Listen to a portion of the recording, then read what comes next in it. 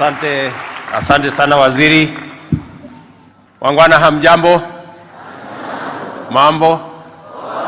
Haya, tunaweza keti chini. Asanteni sana.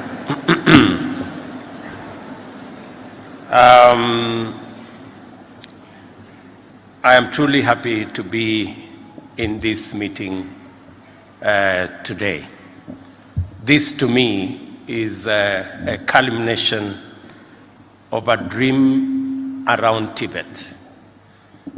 When I had the privilege of being Minister for Higher Education a few years ago, there was a big debate about Tibet and the place of Tibet in the education and the development of the human capital of Kenya.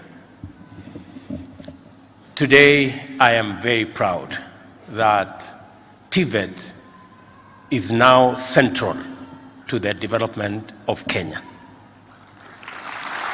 And when I see this multitude of young people who are graduates of our Tibet institution, it confirms to me that a few years ago we made the right decision.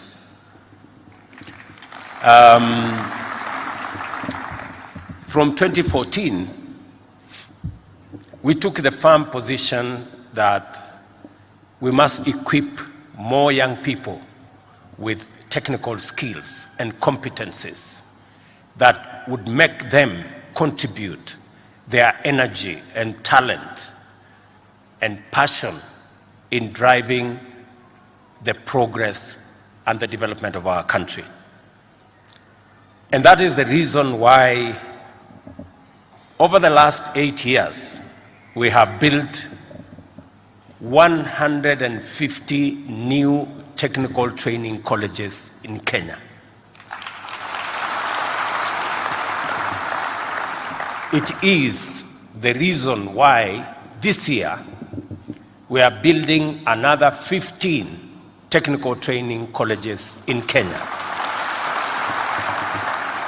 And it is also the reason why we will be equipping about 70 technical training colleges in Kenya with equipment that will facilitate the greater understanding and learning and equipping of skills of young people like yourselves across Kenya.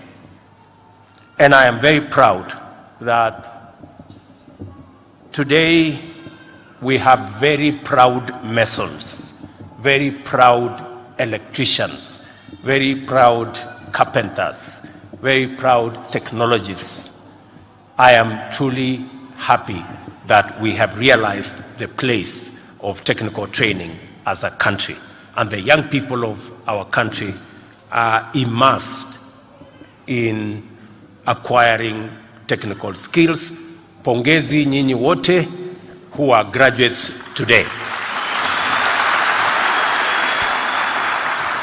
That's why this event is of immense significance for the maturation of our capacity as a nation to implement coherent strategies aimed at actualizing our aspirations for progress by delivering on our commitments for national socio-economic transformation.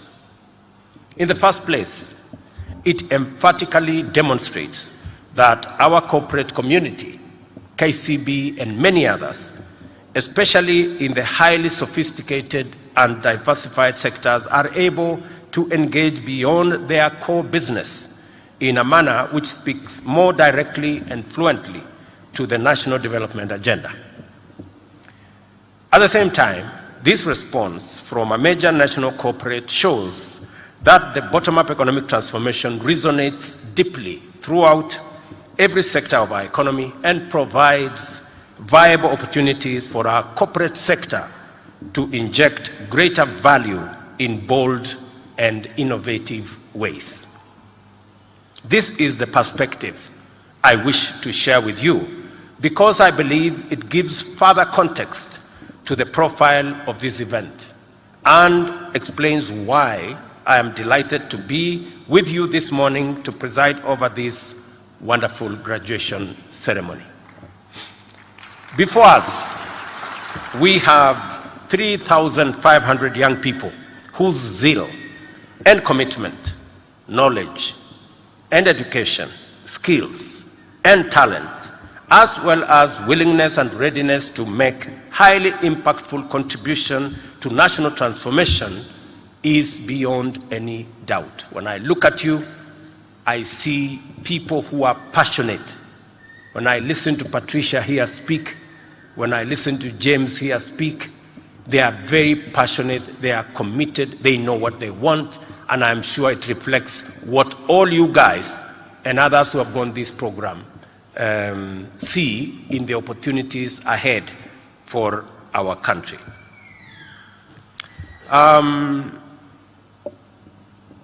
They sought and found opportunities for occupational empowerment and professional development in order to improve their capacity to exploit present and emerging opportunities, create value, and improve their productivity and entrepreneurial abilities. When I walked around what I saw, the many skills that have been acquired and what you are doing with those skills, it confirms to me that the future is safe with our young people.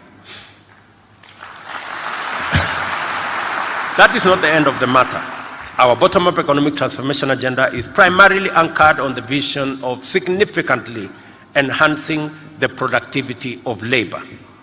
Therefore, the pillars of agenda are our priority targets of strategic investment with objective of creating millions of jobs for our skilled and talented young people, with the expectation that they will be able to work, they will be able to save, and they will be able to invest.